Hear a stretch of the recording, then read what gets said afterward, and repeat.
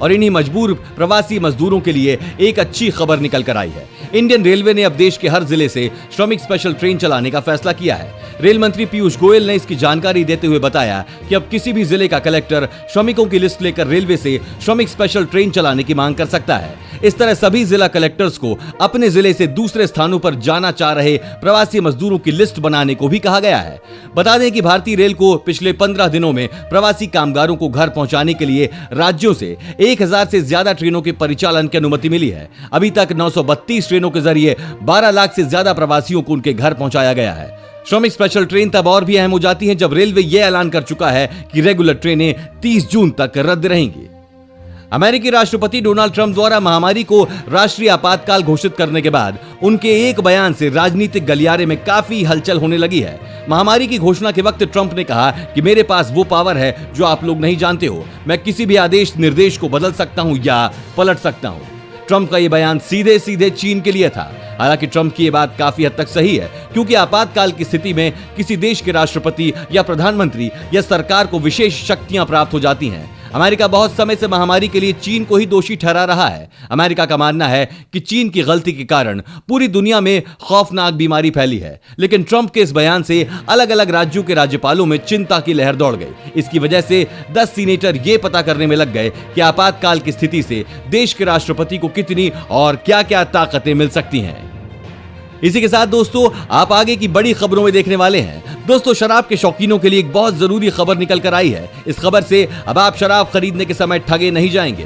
पूरी जानकारी लेने के लिए देखते रहिए और आगे देखेंगे दोस्तों। बिना राशन कार्ड 5 किलो अनाज देगी सरकार, 8 करोड़ प्रवासी मजदूरों को फायदा और लॉकडाउन 4 में बदली बैंक खुलने की टाइमिंग। अब इस समय खुला करेंगी बैंक शाखाएं। साथ ही देश में मेट्रो खोलने की तैयारी, इन नियमों के साथ मेट्रो को शुरू किया जा सकता है। और आज की आखिरी खबर में राहत पैकेज के सबसे जरूरी पॉइंट्स जान लीजिए। इन सब को होने वाला है फायदा। विस्तार से जानकारी लेने के लिए देखते रहिए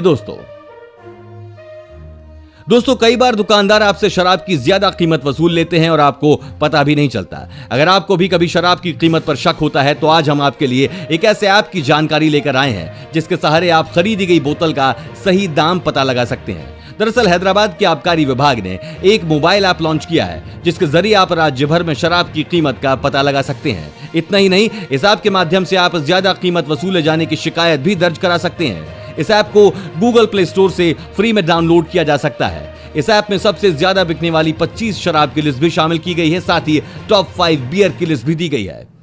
दोस्तों, महामारी संकट के बीच भारत सरकार ने गरीबों के लिए मुफ्त अनाज देने का ऐलान किया है, जिसमें कहा गया है कि जिसके पास राशन कार्ड नहीं है उन्हें भी फ्री अनाज दिया जाएगा। प्रधानमंत्री गरीब कल्याण योजना के तहत 2 महीने के लिए प्रवासी मजदूरों को फ्री अनाज दिया जाएगा और जिन मजदूरों का राशन कार्ड नहीं बना हुआ है उन्हें भी प्रति व्यक्ति 5 किलोग्राम राशन दिया जाएगा। सरकार का अनुमान है कि इससे 50 करोड़ प्रवासी मजदूरों को फायदा मिलेगा। इस योजना में सभी को इस बात की जानकारी नहीं है कि जिसके पास राशन कार्ड नहीं होने के बावजूद उन्हें राशन कैसे उपलब्ध होगा। केंद्र खाद्य और आपूर्ति मंत्रालय का कहना है कि अगर किसी के पास राशन कार्ड नहीं है तो उसे अपना आधार कार्ड ले जाकर रजिस्ट्रेशन कराना होगा, जिसके बाद उन्हें स्लिप दिया जाएगा। इस स्लिप को दिखाने पर उन्हें मुफ्त अनाज मिलेगा। इस योजना को आगे बढ़ाने के लिए राज्य सरकार ऑनलाइन प्लेटफॉर्म की भी शुरुआत कर रही है। दिल्ली में पहले से ही ऑनलाइन प्लेटफॉर्म की शुरुआत हो चुकी है। समय चाहे जो भी हो, बैंक के बिना कोई काम नहीं हो सकता है। महामारी के संक्रमण को फैलने से रोकने के लिए देश के कई बैंकों ने अपने ब्रांच के खुलने और बंद होने के समय को बदल दिया है। रिपोर्ट्स के मुताबिक सरकारी नियमों का पालन करने के लिए ऐसा किया गया है। देश के सबसे बड़े सरकारी बैंक SBI यानी स्टेट बैंक ऑफ इंडिया ने भी टाइमिंग में बदलाव किया है। इसके अलावा ब्रांच में आने वाले स्टाफ को भी घटाया है। साथ ही बैंक ब्रांच में आने के बजाय लोगों से डिजिटल चैनलों का इस्तेमाल करने की अपील की है। एक खबर के मुताबिक अलग अलग राज्यों में SBI अपनी शाखाएं अलग अलग समय पर खोल रहा है। जैसे कुछ राज्यों में ये समय सुबह 7 से 10 बजे है और कुछ में 8 से 11 बजे, कई में ये 10 से 2 बजे तक है। सर्विस बैंकों की ब्रांच टाइमिंग में बदलाव के साथ साथ बैंक लोगों से डिजिटल बैंकिंग चैनलों का इस्तेमाल करने के लिए भी कह रहे हैं। लोगों से कहा जा रहा है कि वे अपने घरों में सुरक्षित रहते हुए तमाम ट्रांजैक्शंस कर सकते हैं। दोस्तों, देश में जारी लॉकडाउन के बीच लाइफलाइन कही जाने वाली मेट्रो की सेवा एक बार फिर शुरू हो सकती है। दिल्ली मेट्रो रेल कॉर्पोरेशन और कई राज्यों के मेट्रो रेल कॉर्पोरेशन ने इस संबंध में केंद्र सरकार के पास कार्य योजना भेज दी है। यदि इसे मंजूरी मिलती है तो फिर कुछ शर्तों के साथ मेट्रो सेवा एक बार फिर शुरू हो सकती है। यदि केंद्र दिल्ली सरकार के प्रस्तावों को स्वीकार करता है तो दिल्ली में मेट्रो की सेवाएं सोमवार से ही शुरू हो सकती हैं। लेकिन इस बार मेट्रो में सफर करने वालों का अनुभव थोड़ा अलग होगा। नए नियमों के तहत केवल स्मार्ट कार्ड वालों को ही मेट्रो में सफर करने की अनुमति मिलेगी और किसी तरह का टोकन जारी नहीं किया जाएगा। इस बार मेट्रो में सफर करने के दौरान नियम भी बदल जाएंगे।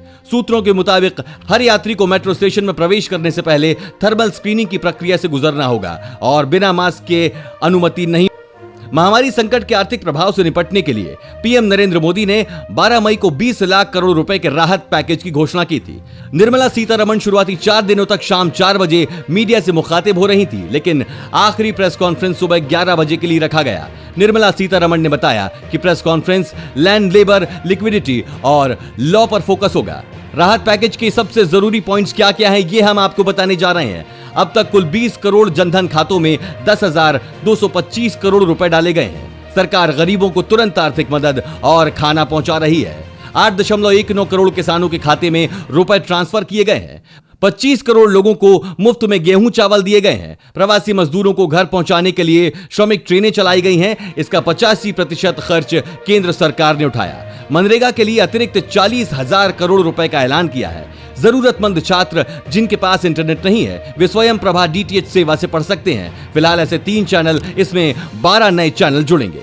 दोस्तों, आपको क्या लगता है लॉकडाउन 4 में किस तरह की छूटें सरकार को देनी चाहिए? नीचे कमेंट करके जरूर बताइए। तो आज की वीडियो में बस इतना ही। अगर आपको वीडियो पसंद आई है तो उसे लाइक करें और चैनल को भी सब्सक्राइब करिए। धन्यवाद।